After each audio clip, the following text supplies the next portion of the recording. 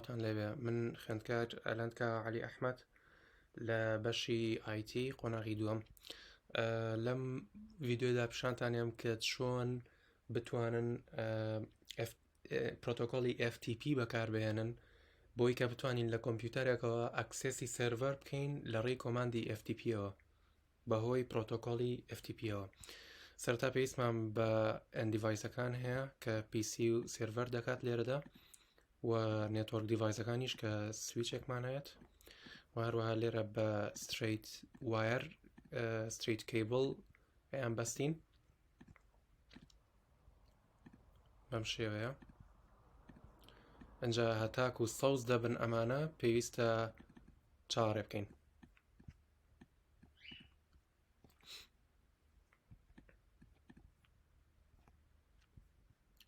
مەبەستم ئەمەیە، ئەم پرتەقاڵیە پێویستە سەوز بێت.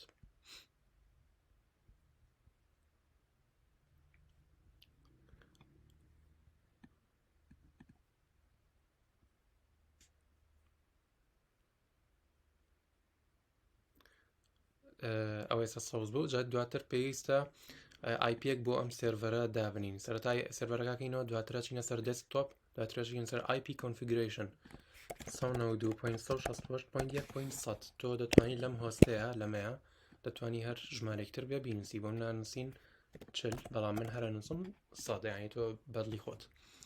ئەمە دیاریمان کرد. لێرەشدا IP configurationەکەینەوە، بەڵام من نامێ ستاتیک بێ، ئەمێ DHCP بێ بە ئۆتۆماتیکی خۆی IP-ەکە دیاری بکات. کەواتە لێرەیە یینە سەر سێڤەر، ئەنجا سەرویسەکەینەوە، DHCP ئەەکەینەوە، ئەمە ئۆن ئەەکەین، ئەمە بەدڵی خۆمان نایەکی لێنین، ئەنووسین هۆم، ئەمەش ئەەکەین بە 20، ئەمەش دەکەین بە 40. دەتوانین هەر ژمارەیەکتر بێ هەتا 255 ئادیەکەین. دواتر ئەمە داخین ئەچینە سەر PC، لێرەیە لە IP configurationەکە DHCP ئەکتیڤیت ئەەکەین تاکو IP ئەدرێسێک بە شێوەیەکی ئۆتۆماتیکی بهێنێت وەکو دەبینین. ئەمە دادەخین.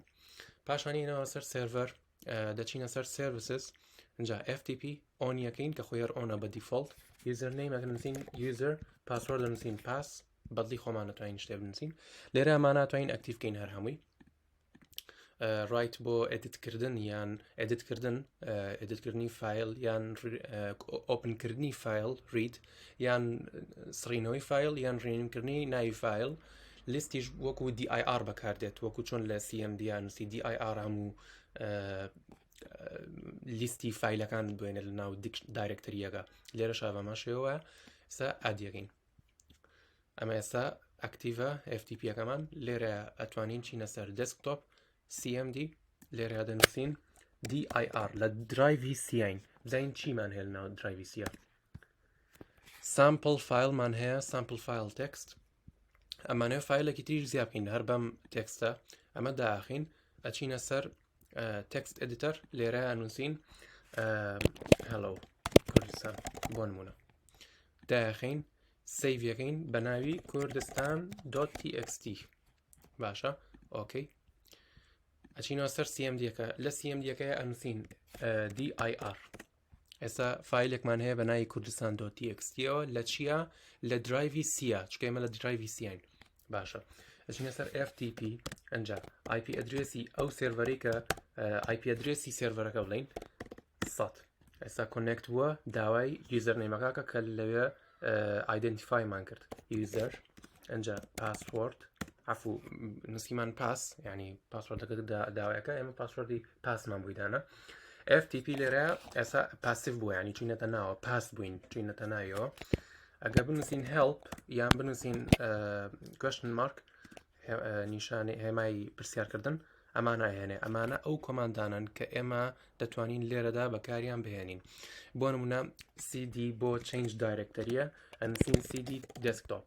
باشە، ئەچێتە سەر دەسکتۆپ. ئێستا لەناو دەسکتۆپینەوە. ئەگەر نووسین CD/C ئەمە چینەتەوە سەر درایڤی C. ئەگەر بنووسین DIR ئەوە هەموو ئەو فایلانەمان بوێنێت کە لە ناو دایرکتەری سیایە. ئەوە تا ئێستا لێرە شتێکمانەیە پێوترێ sample file.txt. ئەنجا ئەگە بمانەیە کویتی بکەین یانی بچینە دەرەوە ئەوە ئەتوانین بڵین کویت ڕێک چۆوە سەر سیەکە خۆی باشە ئێستا ئەگە بمانە بچینەوە لای بە هەمان شێوە دیسان ئەینووسینەوە user pass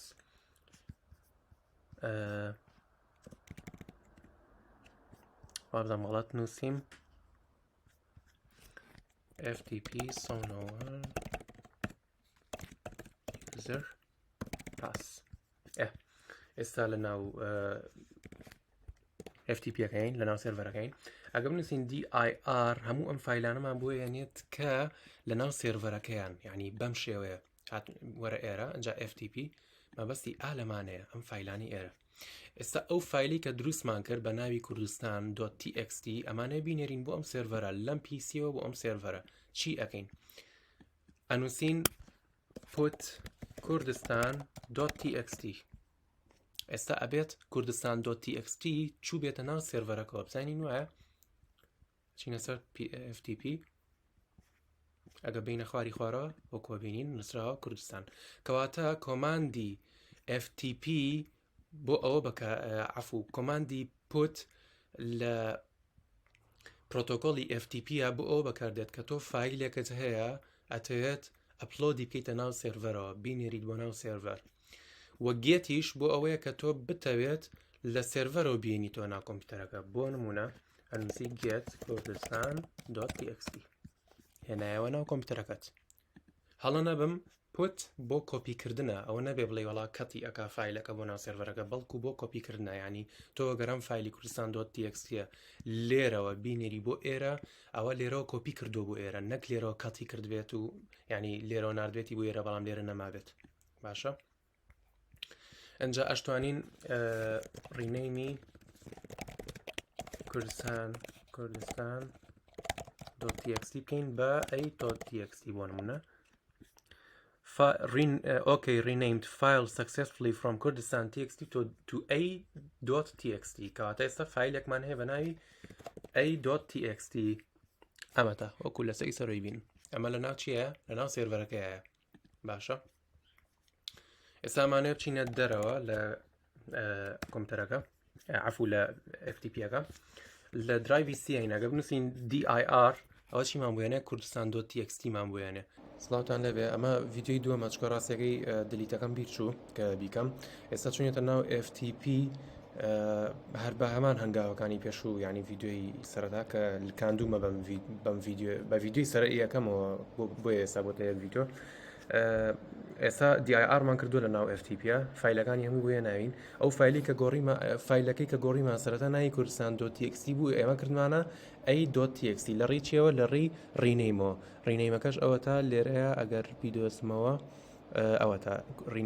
ڕینەیم کوردستان.txt کردومانە بە a.txt successfully کراوە ئێستا چوینەتەوە ناو FTP و بۆی فایلەکەمان دەستکەوێتەوە بیبینین ینی لە ڕێی dir-ەوە کردومانە و ئەمانێت لێرەیە ئەمە دلیت بکەین لە سێرڤەرە باشە ئەنووسین delete a.txt سابێت دلیت کاتێککە ئینتەرەکەین باشە بەم شێوەیە deleted file successfully ئەگەر dir بکەین هیچی تیانە لەو a.txt زۆر سپاس بۆ بینینتان